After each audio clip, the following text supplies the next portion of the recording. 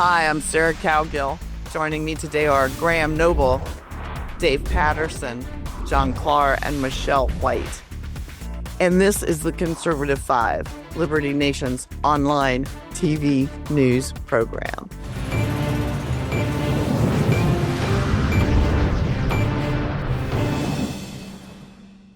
The Safeguard American Voter Eligibility Act, SAVE Act, says its purpose is to protect voters. Well, instead of droning on, I'm just going to ask Michelle White to explain the pros and cons of the proposed legislation because, well, she wrote a nice article for Liberty Nation, and you can catch that if you go to libertynation.com. Michelle, go ahead, babe. There are 3 provisions, and they are: you have to be an American citizen, you have to show you have to show an ID when you go to register to vote in person, and they're supposed to purge all of the illegal names on the voter rolls. Now, the other side will say that it disenfranchises certain populations, but that's a racist comment in and of itself, because the people that they say it disenfranchises are the poor, predominantly Black neighborhoods where they don't have access to IDs. There's a great video circulating on X where someone did MOSs, or man on the street interviews, as we call them, and went around asking people exactly that. Well, why do you not support the SAVE Act? Do you think it's okay to have voter ID and to present an ID when you register to vote? And some of the answers, and I'm not kidding you, are hilarious. One said they don't have access, certain Black people don't have access to the internet. And I also heard a lot that Black people, especially poor Black people, have no access to the internet, can't figure out how to use the internet. That's just stupidity. That they can't get an ID, they don't know where it is. So I don't know how he keeps a straight face when he's asking these questions. So then he goes to, and this is in New York, he goes to Black Americans on the street, and so one of the women said, who is he talking to? He said, of course, and they all start whipping out their IDs. Do you know any Black adult who does not have ID? No, I don't. Is it a weird thing to even say that? Yes, it is. What is this, some type of trick candy camera? I know, right? That's the only thing I brought with me. That's the narrative, that it would disenfranchise Black people who don't have access to the DMV or don't know how to find it or don't have the wherewithal to get an ID, which is ludicrous. That's a lie. Why would they say that? I heard a lot also that Black people can't figure out how to get to the DMV. Really? What does that say to you? I know it's that, on 25th Street. Do you know where the DMV is, around you? It's on 125th Street and 3rd Avenue, I believe. So for what have they been doing? You have an ID for everything. You have to have an ID to get a gym membership. You have to have an ID to get a gun. You have to have an ID to drive. You have to get a driver's license. It's just a ridiculous argument because they don't have anything else to stand on. But what would our founders say? Do you think Thomas Jefferson or Benjamin Franklin or George Washington would say, sure, let's let the British, sorry, Graham, let's let the British vote in our elections? It's just a no-brainer. So honestly, that would have been a terrible idea, believe me. I can tell you. Right. They weren't voting in our elections. Why would anybody think it's a good idea to have an election where you don't have to show any ID to prove who you are, and you don't have to prove that you're even American? Come on in, ISIS. I mean, that's really what it's saying. It's absolute insanity, and it's a no-brainer. So Scott Pressler has been making this his personal mission, and he's really he has so much influence that he took what was a dying, stagnant, forgotten bill, and he's resurrected it. And because he's gotten 48 sponsors onto this. Still not enough, though. It's not enough to pass it. So he's telling them to nuke the filibuster. And that's what it's going to take, I think, because they're still short 4 votes, 4 Republicans. It's the usual suspects, Collins, Murkowski, and I forget the other 2, but the usual suspects. There's 4 that are not, but even if they had all 53, they don't have the 60. So it will take a filibuster unless someone comes over from the other side. You know, the founding fathers also didn't let people vote. They only let people who were property owners vote. I'm just pointing that out, Michelle, because I have to. Yes. I have to get you. I have to get you because I said I would. Now I'm done getting you. Okay, John Clark. Michelle touched on this, and she did say that critics have damned this as the product of xenophobia and legislation that, quote, seeks to intimidate members of immigrant communities and communities of color from exercising their lawful right to vote, end quote. Now, we've already kind of discussed a little bit of that, but I have heard the women now getting online saying they're not going to let us vote anymore if we got married. Well, women can't. This without what? How do they do that when they don't know what a woman is? You can tell who a woman is because they can't back up a car. I can back up a horse trailer, knock it off. All right, then. And so, yes, Michelle kind of already answered that question, but it is, I think, it's becoming more refined in the American focus. Much like the definition of a woman, more and more people are just growing tired of the tropes about race and using race as a political football, as Malcolm X mentioned. We talked about another segment, and I think the real problem is that they shouldn't require signatures because people of color can only sign with an X. That's kind of the argument they're making, and it's absurd. And I believe almost all other countries in the world require that you prove who you are before you vote. And what a lot of people forget is that if you study a little history, 100 years ago in America, there was rampant voter fraud. And that's why they created, these requirements so that you have integrity in voting, because perhaps even more important than voting integrity is that people believe in voting integrity. Yes. And you're correct, by the way. I saw those videos for the man on the street stuff, and white people saying, oh, the poor black people, they can't use computers, they don't know how to do all this. And then you talk to the black people, you're like, what are you talking about, Willis?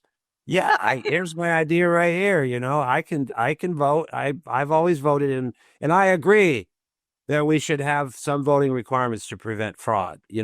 So let the black people speak for the black people. The white people doing it are just it's just virtue signaling arrogance, and it's falling apart on them. And yeah, that's why it's still amazing. Actually, white supremacy is what it is. They talk about white. Yes, it is. Yeah, that's white supremacy when you have white people thinking that they can speak on behalf of the black community.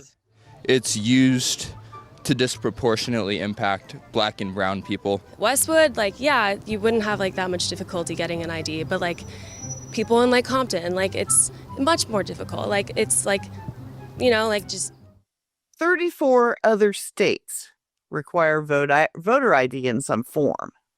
I live in the tiniest little place. These people have known me all my life, and I will go in there to the polling place and stand in line, and everybody will go, hi Sarah, oh honey, how you doing, blah, blah, blah, blah. And you know what? Do you have your ID? Yeah, there's no getting around it. They run it through a machine, and that's how we do it here in the middle of nowhere. And they require ID. They don't care if they've known me or delivered me all those years ago. So, I don't understand why we aren't heading into the direction of a federal law that does it all kind of, uniformly. Dave, I was going to ask you that question. I babbled. Yeah, a federal law, I think, would be helpful to remove any of the ambiguity that surrounds the issue of illegal aliens and non-citizens attempting to vote in federal elections. I mean, it's just something that's so obvious, as Michelle pointed out. And I think, in my view, the issue is simple. Only U.S. citizens have the responsibility and privilege to vote in national elections. Non-citizens and those who have had the privilege taken away do not and should not have the right to vote.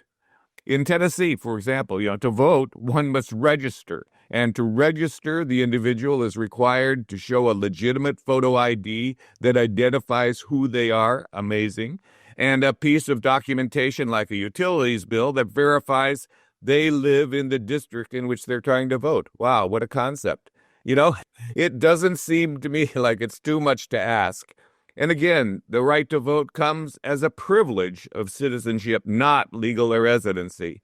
Wisconsin actually has enshrined its photo ID requirement in its state constitution, and it's an amendment, which makes it even harder to change. So I'm for the law.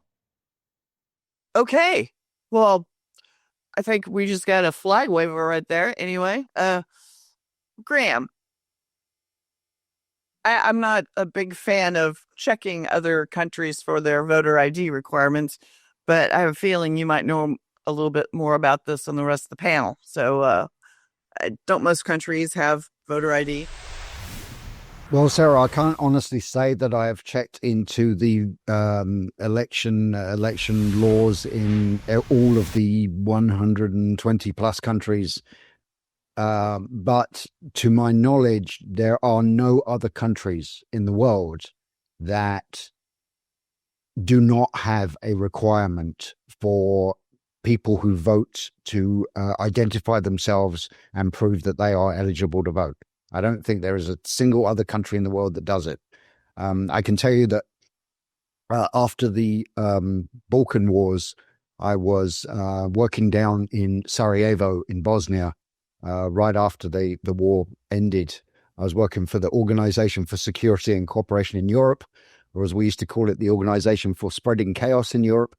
And basically what that organization does is it actually runs elections. It sets up and runs elections in countries that have just had some kind of major, either, natural disaster or a war, civil war, whatever.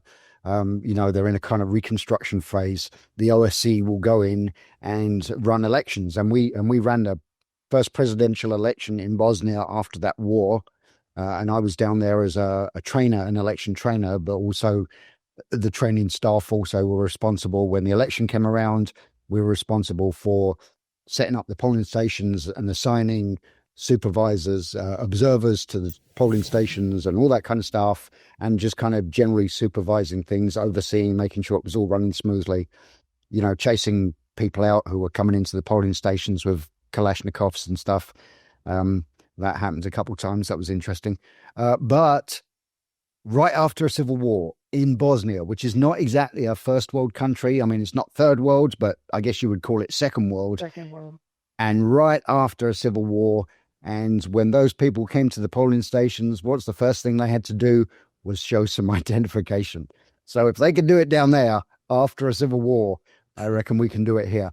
And like I said, I don't know of any country in the world other than the United States where it is possible for you to cast a vote without identifying yourself.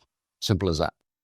Yeah, I think that the thing that is beginning to be clear is that, the people who are against this are claiming, that it's such a burden, but it's not a burden. It's a responsibility. And if you want to be a citizen and you want to have the privileges that attend to being a citizen, then you need to get off your duff and get registered. Absolutely. Absolutely.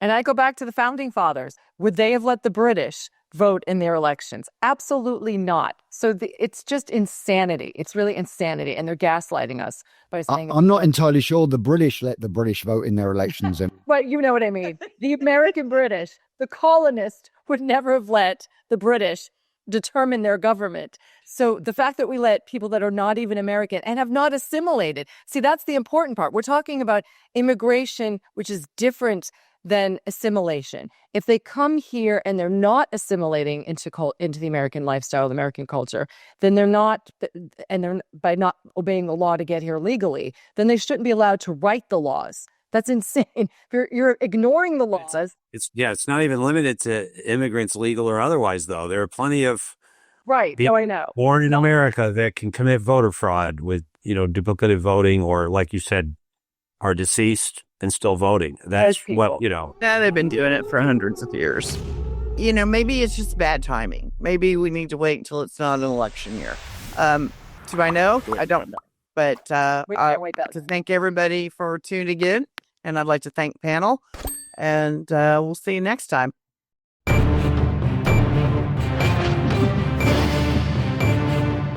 That's it for our Conservative 5 panel today. Check out our other C5 shows and segments on your favorite video platform. YouTube, Vimeo, Rumble, we're on them all. As well, Liberty Nation News has its own Roku channel where you can see all of our TV productions. And stop by to see our new aggregate polling operation, The Public Square. I'm your host, Sarah Cowgill. Thanks for joining us today to get your fix of free thinking and free speech at libertynation.com.